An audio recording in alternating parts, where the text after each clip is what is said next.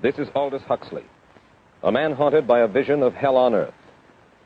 A searing social critic, Mr. Huxley, 27 years ago, wrote Brave New World, a novel that predicted that someday the entire world would live under a frightful dictatorship. Today, Mr. Huxley says that his fictional world of horror is probably just around the corner for all of us.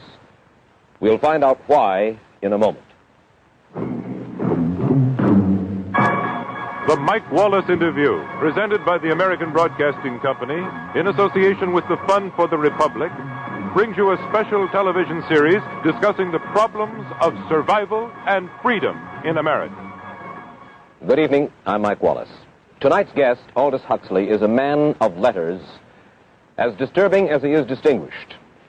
Born in England, now a resident of California, Mr. Huxley has written some of the most electric novels and social criticism of this century. He's just finished a series of essays called Enemies of Freedom, in which he outlines and defines some of the threats to our freedom in the United States. And Mr. Huxley, right off the bat, let me ask you this. As you see it, who and what are the enemies of freedom here in the United States?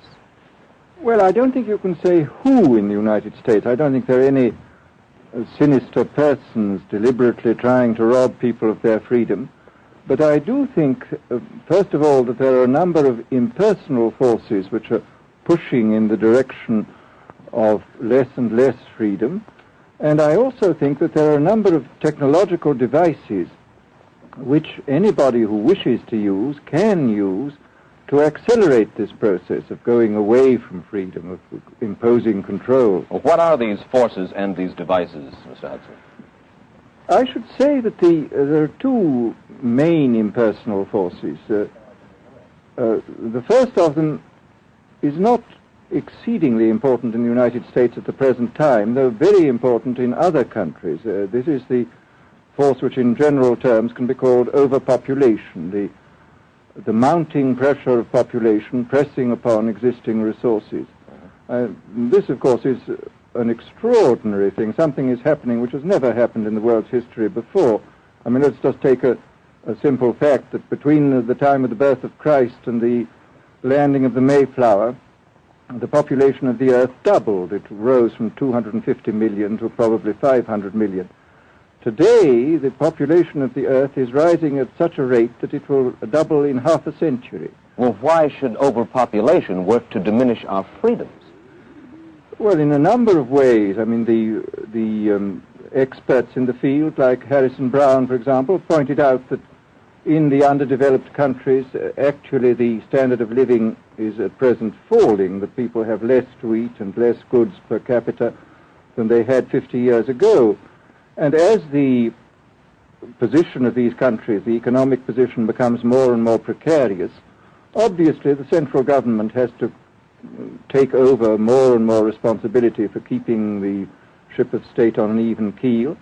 And then, of course, you're likely to get social unrest under such conditions, with again an intervention of the central government. So that I think one sees here a pattern which seems to be pushing very strongly towards a totalitarian regime. And unfortunately, as in all these underdeveloped countries, the only highly organized political party is the Communist Party, it looks rather as though they will be the heirs to this unfortunate process, that they will step into the position of power. Well, then, ironically enough, one of the greatest forces against communism in the world, the Catholic Church, according to your thesis, would seem to be pushing us directly into the hands of the communists because they are against birth control. Well, I think this strange paradox probably is true. There is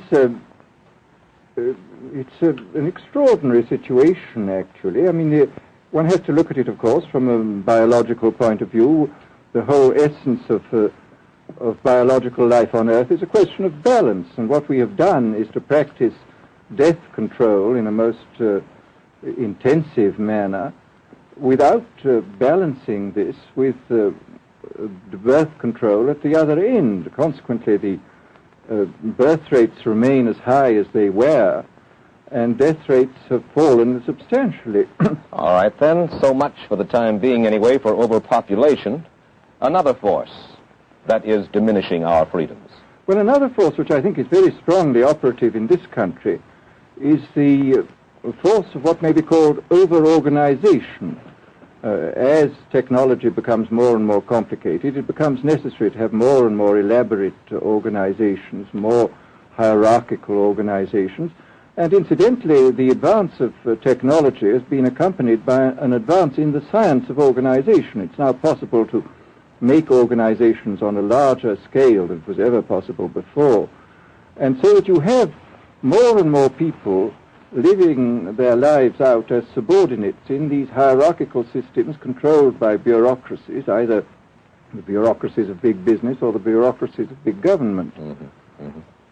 Now, the devices that you were talking about, are there specific devices or methods of communication which diminish our freedoms in addition to overpopulation and over-organization? Well, there are certainly devices which can be used in this way. I mean, let us take, after all, a piece of very recent and very painful history is the propaganda used by Hitler, which was incredibly effective. I mean, what were Hitler's methods? Hitler used terror on the one kind, brute force on the one hand, but he also used a very efficient form of propaganda, which he was using every modern device at that time. He didn't have TV, but he had the radio, which he used to the fullest extent, and was able to impose his will on an immense mass of people. I mean, the Germans were a highly educated people. Well, we're aware of all this, but how do you equate Hitler's use of propaganda with the way that propaganda, if you will, is used, let us say, here in the United States? Are you suggesting that there is a parallel? Needless to say, it's not being used in this way now, but the point is, it seems to me, that there are methods at present available, methods superior in some respects to Hitler's methods, which could be used in a bad situation. I mean, what I feel very strongly is that we mustn't be caught by surprise by our own advancing technology. This has happened again and again in history. Technology has advanced, and this changes social conditions, and suddenly people have found themselves in a situation which they didn't foresee and doing all sorts of things they didn't really want to do. Well, now, what do you mean? Do you mean that we develop our television, but we don't know how to use it correctly? Is that the point that you're making? Well, at present, the television, I think, is being used quite harmlessly. It's being used, I think, I would feel it's being used too much to distract everybody all the time. But, I mean, imagine, which must be the situation in all communist countries, where the television, where it exists, is always saying the same thing the whole time, is always driving along. It's not creating a wide front of distraction, it's creating a one-pointed drumming in of a single idea all the time. It's obviously an immensely powerful instrument. So you're talking about the potential misuse of the instrument. Exactly. We have, after all technology is in itself morally neutral. These are just powers which can either be used well or ill. It's the same thing with atomic energy. We can either use it to blow ourselves up, or we can use it as a substitute for the coal and the oil, which are running out. You've even written about the use of drugs in this light. Well, now, this is a very interesting subject. I mean, in this book that you mentioned, this book of mine, Brave New World, I postulated a substance called soma, which was a very versatile drug. It would make people feel happy in small doses. It would make them see visions in medium doses, and it would send them to sleep in large doses.